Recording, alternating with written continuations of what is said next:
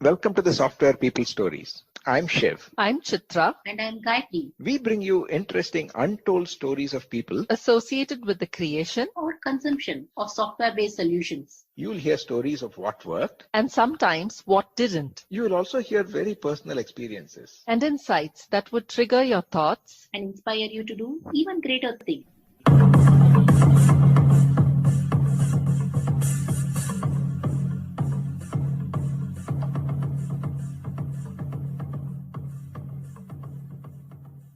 Our guests this week on the Software People Stories, a special episode continuation as part of commemorating Women's Day, are Priya and Sridhar Parthasarathy, a couple in IT for over 3 decades, sharing their experiences with Sivaguru on how they chose or started their careers, what equity and empathy has meant to them, and what they have experienced in terms of workplace and home support. Both share some thoughts on why there are so few women in cybersecurity and what it takes for a digital workforce to stay relevant. Welcome to the Software People Stories, Priya and Sridhar. I've been looking forward to having this conversation to get the perspectives from both sides when it comes to women and equity for women or equitable participation in whatever is happening. This is a slight deviation from our normal format. We'll still start with you introducing yourself, what is your origin story, etc. And then explore how you can make this better. The woman's perspective. Sridhar's being very chivalrous. Okay. I'll start off with my education. I finished my 12th in 87.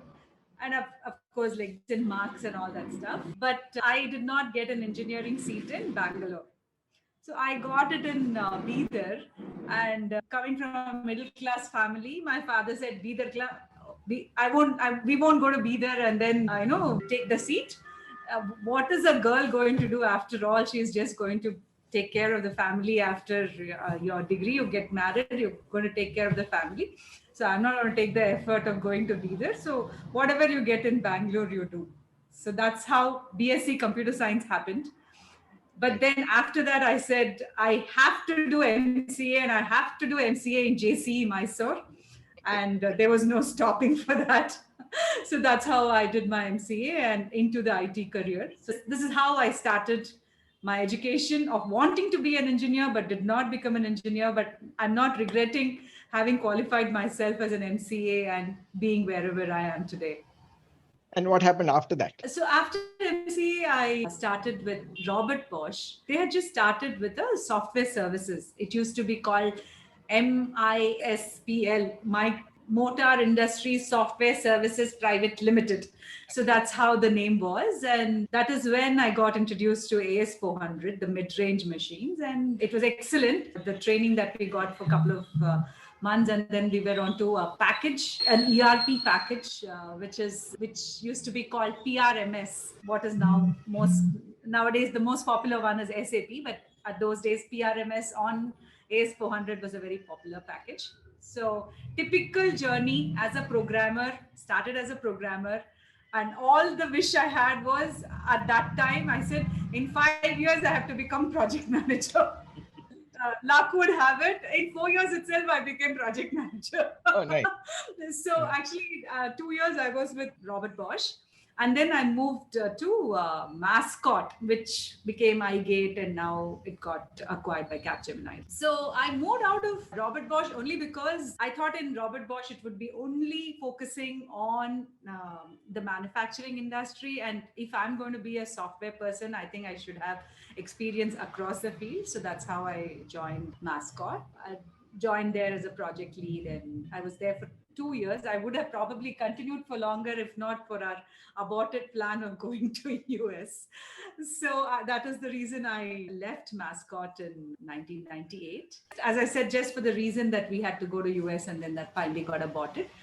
Then I was with Wipro. I was with Wipro for almost 7 years, from 1998 till 2005. Excellent journey at Wipro. Started off as an AS400 because that was my 4 years background. Started off as an AS400 expert. Then got into e-commerce because 1999, 2000 is when e-commerce was becoming very popular. Right. So got into e-commerce. I was lucky that way. So whatever was cutting edge technology, I managed to get into such projects. So then from 2000 onwards, I was into middleware technologies. Excellent experience. So till 2005, I was with then.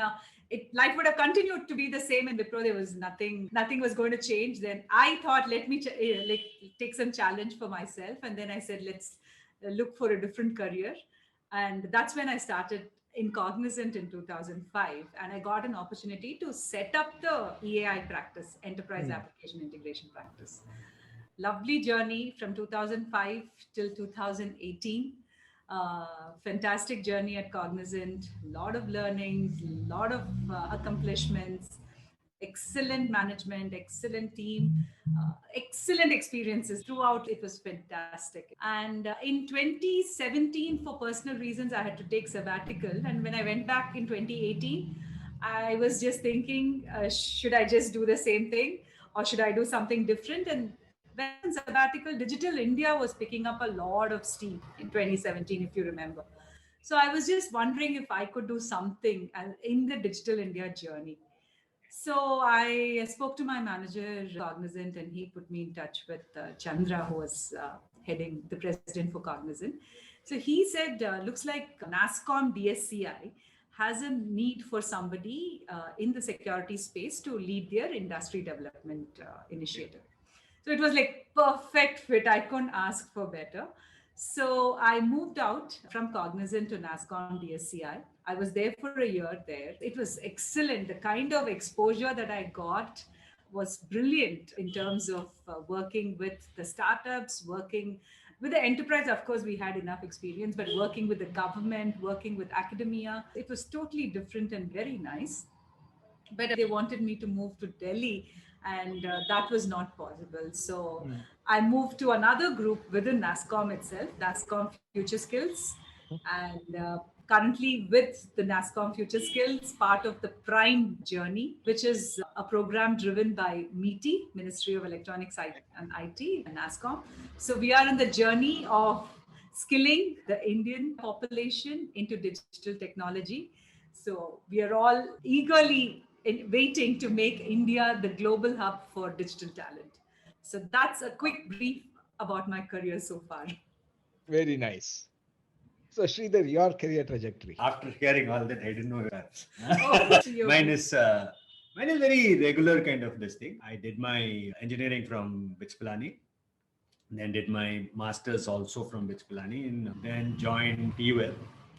Before this thing, I had worked with one small firm for like 6-7 months, and then went back for my ME. Then TUL for about 7 years. Then I joined Wipro around the same time Priya did. Incidentally, I'm his senior at Wipro, 1 month senior by the joining date, but designation he was far more senior. Wipro for about 7-8 years, then Tech Mahindra 7-8 years. And the last 7-8 years, I've been doing, I've been scratching the entrepreneurial itch. I was an entrepreneur in a company. I set up their telecom line of business. Then I did the last mile consulting gig where we were trying to crack open the testing market. Last 3 years, I've been doing the cybersecurity consulting business under Purple Team. So that's this thing. I've played a lot of roles, but now it is almost like a sine wave. Initially, I was techie, then I became account manager, pure manager after that, then email pusher. Now I've gone back to being techie again. I still remember in TUL, we just got married in 95. And then in 1 month, he was supposed to go for an assignment in US. And I said, what is this? How can you go? And there he was put onto an assignment on VB, and he didn't know ABC or VB. And he learned VB, executed the project, and came back. So that techie skill is still helping. I'm sure that is there in you, which is really driving you currently. Those appraisals are all over. So I think Exactly. Our listeners also might know about Last Mile because we had Divakar as a guest long back. Now, coming to the theme for this month, Priya, you've played different roles, as you said. And many of these in the initial stages, when you said you became a manager faster than whatever you had set yourself as a timeline. And then you've also been leading groups. And now with organizations like NASSCOM, you have a fairly good connect across the industry. What do you think helped you in taking up all these responsibilities and all these changes and then the contributions that you were able to make? Yeah, I think there's a lot of things that has helped me here. At the start of the career, the family was very helpful. You can imagine like early days when we are all learning technology and we are implementing projects. So it was like learning and implementing. So it used to be long hours. So the family was very supportive. I don't think I think that was one of the things that we both married each other knowing that we are in IT, that we could understand the pressures that we both have. So that was one thing, very understanding family and excellent family support. My mother-in-law lives with us and my parents are very close by. If not for that, I don't think I could have taken up the career at all. It would have been impossible. Both my children are preemie. It did need a special care initially, and I had excellent support from the family to make that happen right from then they were born till now. The elder one is 24 years and the younger one is 18 years. Excellent family support that has helped me from the family perspective. From the job perspective, I think right from the beginning, I should say I was a little lucky to always be in the technology which is of relevance. So somehow I managed to be there. And I had excellent supervisors, managers who were guiding me throughout. So that was always there. And when I moved from, like, for example, there was a project which we won for one of the customers in Wipro, where none had experimented that particular technology on a specific platform. We knew MQ series pretty well, but we didn't know MQ series on the particular platform. So we actually read up about that and then gave the proposal and won the proposal also, and then we had to go implement it. But then it was possible because I had a great team, and throughout, I should say, I always had a fantastic team, fantastic manager at work, fantastic co-players. So all that played a very big role. In fact, when I joined Cognizant in 2005, they did not have a EI practice. And Cognizant at that time was a tier 2 company, and Wipro was a tier 1 company. But then I said, no, it's interesting. It was like 10 years into my career is when I joined Cognizant. So I was willing to take a risk. So what? If I get a chance to lead the practice, I will take it. If it goes well, fine. Otherwise, anyway, I can do whatever I can do. So that was like, I think they hired me because I had the background of EAI. And touchwood, it went very well. When I joined the group, we had about 7 people. When I moved out in 2013 to a different practice, we were close to 3,000 people. And the revenue was close to 250 million USD. So it was a fantastic experience. It is definitely a team thing that happened. And during that time is when I got to do a lot of presentations internationally, nationally, and all that stuff. So overall, a very nice journey. And the thing that the supervisors believed in you, and they said, okay, we can, if we give you the job, we know you will do it. So that was there. Adding to that is when 2013, there was an opening in cybersecurity practice. Cognizant was that time combining all these new age technology. We used to call SMAC, Social Mobile Analytics and Cloud. That group got formed, and we used to call them EBA, Emerging Business Accelerator. All these 4 groups said, we need to have security. So at that time, security was there in Cognizant, but it was in various places like application, there was infrastructure, there was another thing. So in 2013, they said, let's get all the security under one group and let's have a leader for that. And my manager said, Priya, why don't you take it up? I said, sir, do you know that I don't know anything in security? You still want me to take it?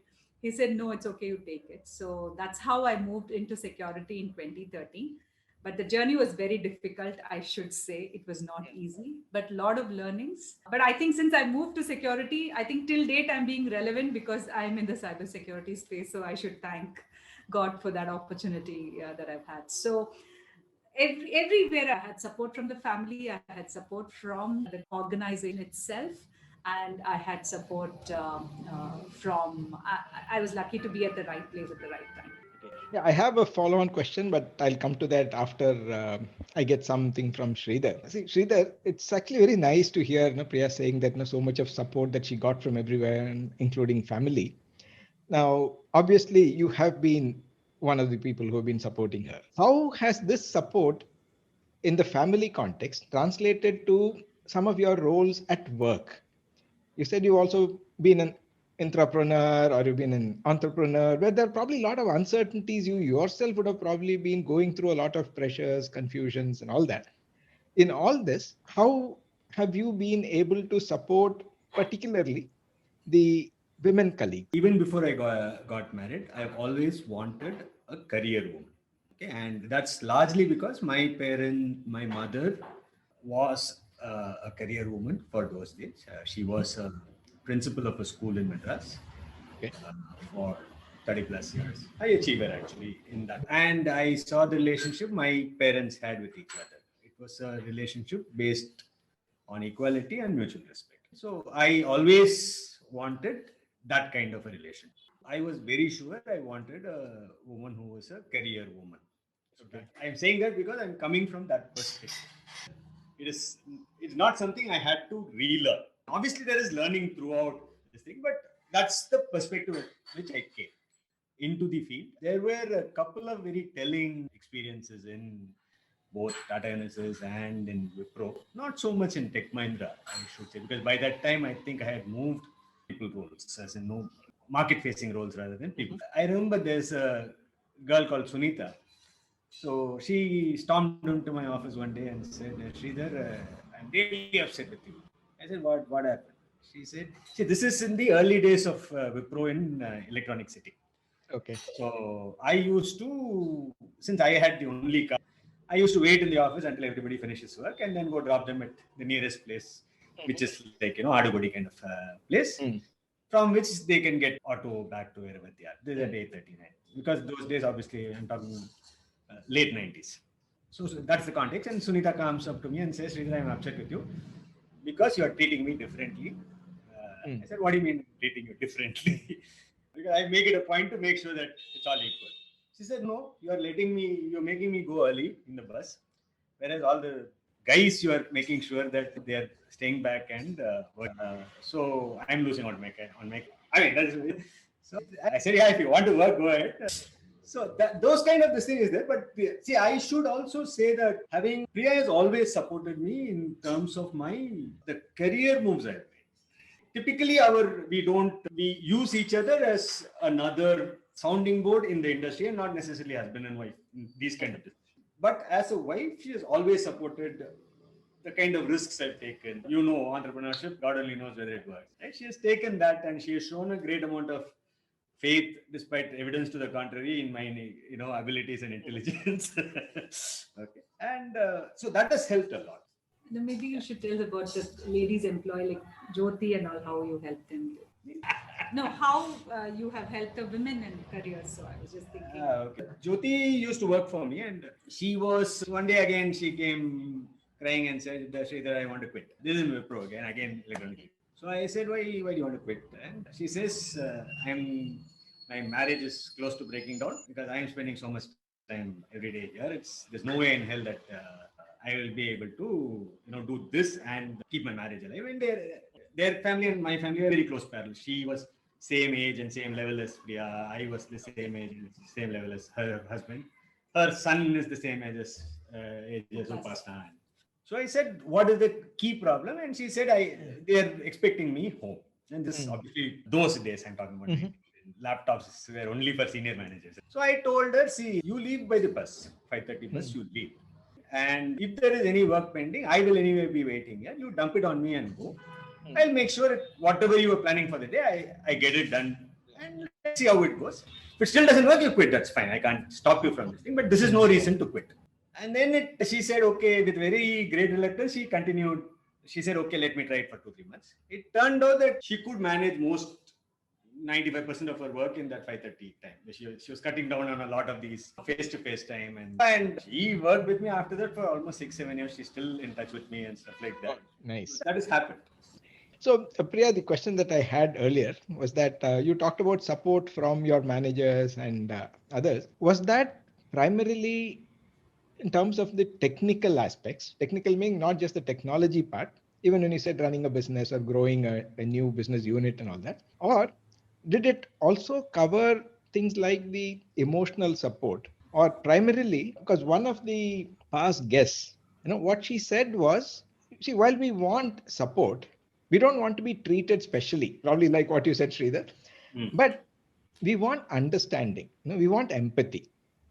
Because as women, depending on the age and things like, there are different things. Like you said, Sridhar, probably when you're newly married, or think new responsibilities, new people to adjust to, all those things are there.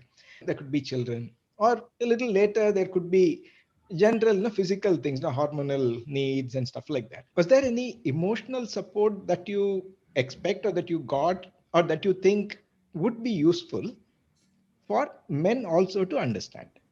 Yeah, I think I did get a lot of emotional support at my work, both at Wipro as well as in Cognizant. Wipro is when my children were very young, and at Cognizant was 2009 timeframe. Upasna was not feeling well; she was like very sick, and it took a tough toll on both of us, Sridhar and I.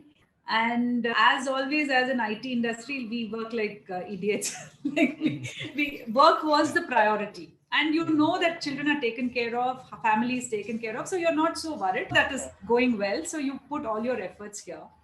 But at that point in time, I realized that it was more important. Over a lot of conversations also with my daughter, it was very evident that she did not have enough of me. So I made a conscious decision that time that whatever it is, and this was again with Sridhar's support only. He said, so he was there behind this all through. So I said in my office, my manager saying that beyond 5, I'm not going to be in office. I'm not going to be available from 5 to 8 in the evening, and after which I can do anything. Everybody appreciated that. So there was nothing that was planned between 5 and 8. And just because Nice. I went early, it didn't stop my promotions. I got my promotions whenever I was due, wherever I was performing well. So I would say that only happened because the management understood and completely supported me in this. And that really helps. So I have a lot of regard for them. That's very nice to hear. So, Sridhar, your turn now. When, as an entrepreneur, as a startup, obviously there is going to be all these uncertainties, like we mentioned earlier. So, when you have women in your team, how do you sensitize them to some of these things being part of being in a startup? See, with last and with the earlier company, Maverick, I was lucky in that. Okay, with Last Mile, I had as one of the what do you say co-founders, right? So, with the example of Usha in front of us, we could set a basic. This is what is acceptable. This is not acceptable. This is what you're allowed to do. This is not something you would allow to do. And I always find that it best way to build a culture is to actually act it out rather than give bhashan all through the day. So having a woman entrepreneur on the team helped a lot in setting the tone for what should be done. And there was I think alumni meet, and there was a track, and they had breakout sessions at that time. And one of the tracks was women in industry. I go there, I'm the only guy there. All the other registrants were women. But I did seriously believe in that kind of this thing that, see, okay, even in Last Mile, we did that as a strategy also. We found that the amount of skill which has dropped out of the workforce because of this lack of understanding, like Priya said, is stupendous. And a lot of our employees and our consultants were these very high skilled women who just needed a little bit of flexibility in their work culture, work this thing. They didn't care so much about the money as long as they have the ability or the opportunity to work.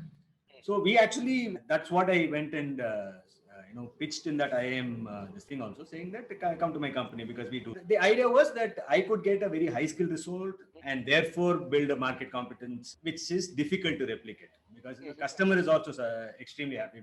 The work is done cheaper. I am also extremely happy because these people are not going to quit me. Nobody else is going to give them that kind of flexibility. So it was a win all everywhere. In fact, I'm trying to replicate it in Purple Team, but I need to get there. It will take some time, I think. Switching back to what you said you are focusing on now, Priya, on the future skills. Is there anything related to some of these topics, the softer aspects also included in the future skilling as people come into the industry? Lovely point, Shivaguru. Actually, initially, when future skills was being thought about, there were about 10 technologies which were shortlisted, and there was a lot of content that was getting prepared for that. So when this was taken to the industry, said all this is great. We also need you to give content on soft skills or professional skills. Okay. So as you rightly pointed out, it is not enough if you just have technical skills, but you need to have soft skills to maneuver digitally transformed industry. So in future skills, we have both about 10 professional skills and 10 technical skills, focusing on that. Nice. And my specific role in future skills is to build cybersecurity competence. So Okay. across B2B, B2A, and B2C. Prime is for the citizen program. Actually, DSCI has a target of having 1 million cybersecurity professionals by 2025. Whether we reach that or not is a question mark, but then the aim is to get many people skilled on cybersecurity, because it's just not for the enterprise alone. Even for nation, I think having cybersecurity skill is very important from the national security perspective also. Actually, sorry to step on your turf, because I find particularly in cybersecurity, the prevalence of women is actually very low. I do not know if because of the image cybersecurity has in the general populace, that long haired, cigarette smoking, guy who goes and hacks into a bank. Is it because of that? I don't know. Or is it cybersecurity is an area where mostly nothing is predictable, right? And I even noticed that with Priya, part of her stress in Cognizant came from, she was stressed, there's no doubt about that. Came from I think, I've told this to her also, that in a cybersecurity scenario, the customer interaction is almost always adversarial. The customer is calling you because there is a problem. He doesn't have time for niceties, or she doesn't have time for niceties. It's always a very adversarial relationship, and it's a problem you're trying to handle. There's no free time. So I don't know if that is a factor also in the underrepresentation. I see clearly there's an underrepresentation in all aspects of cybersecurity, whether it's red teaming, blue teaming, purple teaming, any of those things. I think a little bit more, I think they are there in the GRC space, because again, it is predictable, I think, because it's more the audit kind of work.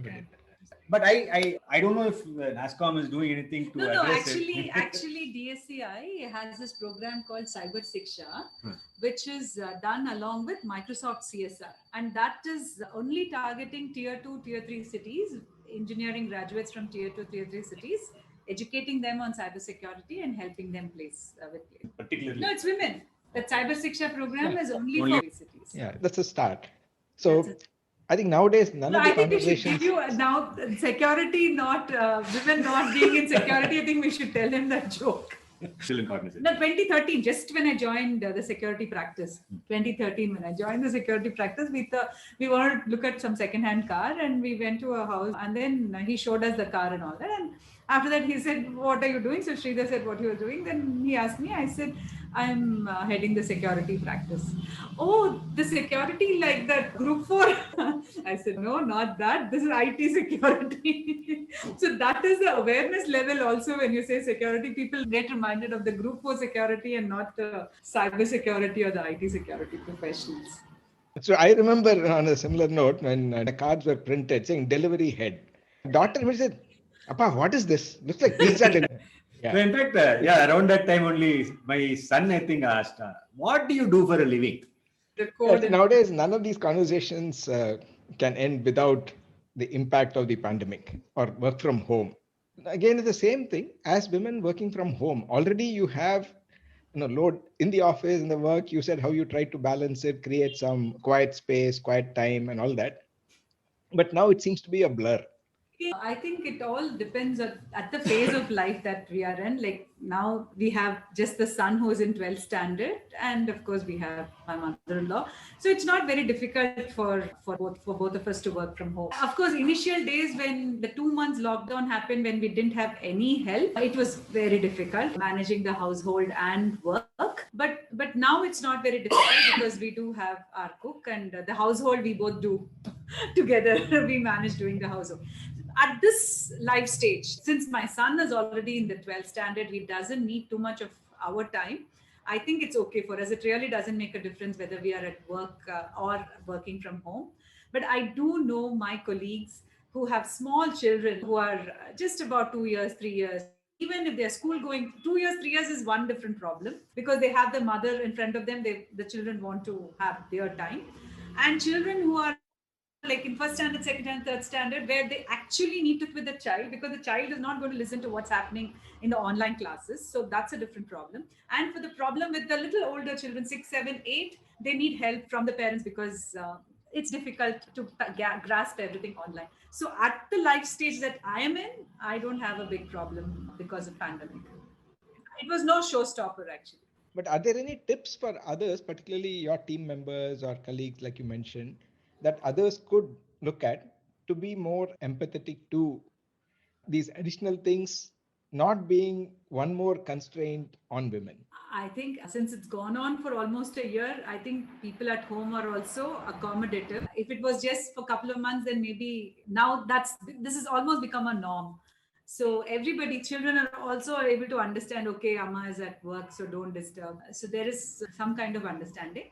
And even at the work itself, as Sridhar was saying, if there's some background noise when you're having a call, people are not so irritated. They understand. There's a lot of understanding today for the challenges that we face when we work from home. I think it is doable, and I don't think the productivity is falling down at all. We are able to do as much. And as I said, luckily for the stage that I'm in, I'm not impacted much, but I do understand that at other age women, there is a little bit of issue. No, I think it's also a function of your job content. I think it is possible for you to do it.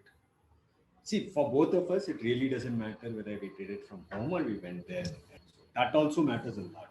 And more than productivity, I feel looking back over the last 9, 10 months, uh, burnout is a bigger problem for both men and women than productivity because there is absolutely no boundary. Okay, unless you have the, like Priya was saying earlier in her career, she drew that line in the sand saying that 5 I will leave, 5 to 8 is my children's time. I'll work till 1 if you want, that's fine. You can no longer say that. And that's true. Okay, unfortunately, in our society, it's more true for women than for men. Yeah. But it is true for both men and women. I don't think people can any longer say, please don't call me at my son is coming back. My son is, it's my time with my son or time with my children. That I don't think is appreciated, my opinion, because now I'm managing my own small this thing. I'm not managing a large team, so it's only. But I strongly feel that it is not something that is easily done. You need to be extremely assertive. You need to be extremely understanding as a boss also to give them that time, saying that, okay, fine, if you want to break at 5, because the attitude seems to be that you're not commuting, what's your big thing? Nobody even asked whether it's a convenient time, 5:30. Yeah.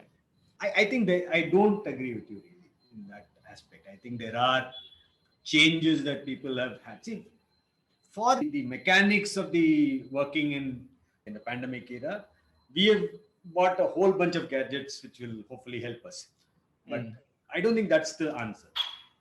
One of my favorite questions that I like to conclude our conversations with, which is your guidance or tips for people considering a career in IT now. Do you think it is still a good industry or a good career to choose? Or people who are transitioning, say mid-career people, and you have this question of should I continue in IT or should I look at something else? Because a lot of people, like you said, Sridhar, the burnout is really hitting them and saying, I want to do something completely different. Okay. So if you have any thoughts on that. Last question, so I will start. She wants to have the last word. Okay, the shift that is happening in the industry and in the way we are working with people is that, see, there was a phase in between where we just needed the body, the warm body to build. The skills were trainable at the end of the day. They may not be very fungible, but they were trainable with a little bit of effort. With 3 months efforts, I can comfortably build the person for 9 months. And after that, I've got my money out of them. I don't care. It's a little crude way of putting it, but that is, I think that economic rent in the industry is gone. I don't think you can any longer you cannot stroll into the industry and make a career anymore. And a lot of the weeding out has happened of those people who were really not fitting into the industry. I feel that they were never suited for the industry, but this is where they got the maximum salary. They settled down, they were doing an adequate job, and after some time, that's it. They hit their Peter level or whatever. So my advice to people who are either in the early stages of their career or just trying to join the career or even in their midpoint is that at all points, make sure you are relevant. Don't expect anybody else to manage your career for you. Make sure you know what you're talking about. Make sure you are relevant to an industry or to a company.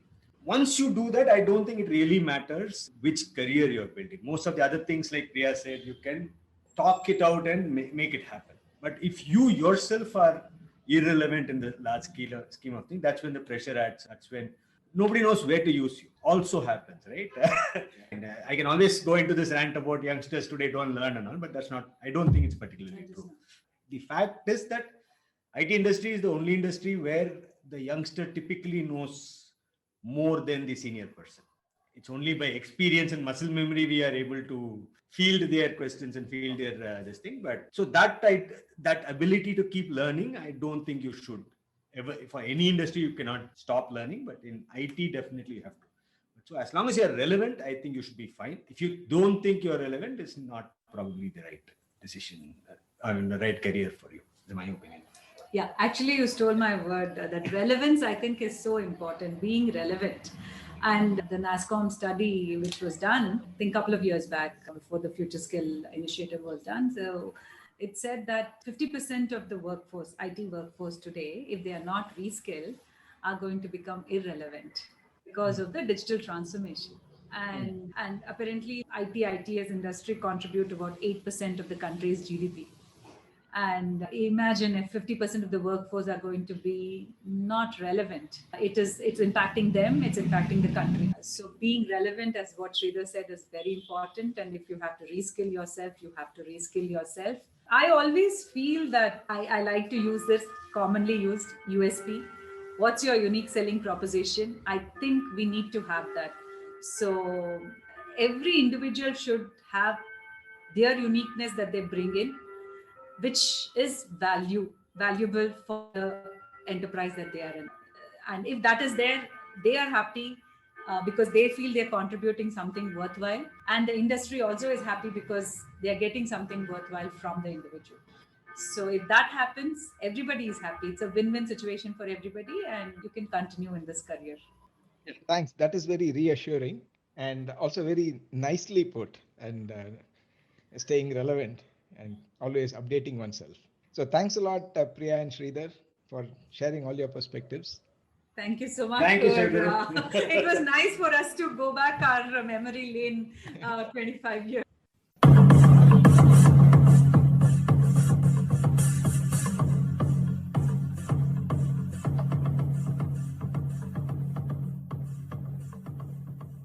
We thank Siddharth for the music and Malavika for promoting the Software People Stories. If you like this episode, Please subscribe on your favorite podcast client. And spread the word in your network. if you'd like to share your story, Contact us at podcasts@pm-powerconsulting.com. This podcast was created on Hubhopper Studio. If you wish to start your own podcast for free, visit www.hubhopperstudio.com. Hubhopper is India's leading podcast creation platform. Start your podcast with Hubhopper Studio and you get your voice heard across platforms like Spotify, Gaana, Google Podcasts, Wink Music, and more. Click on the link in the episode description or visit www.hubhopperstudio.com.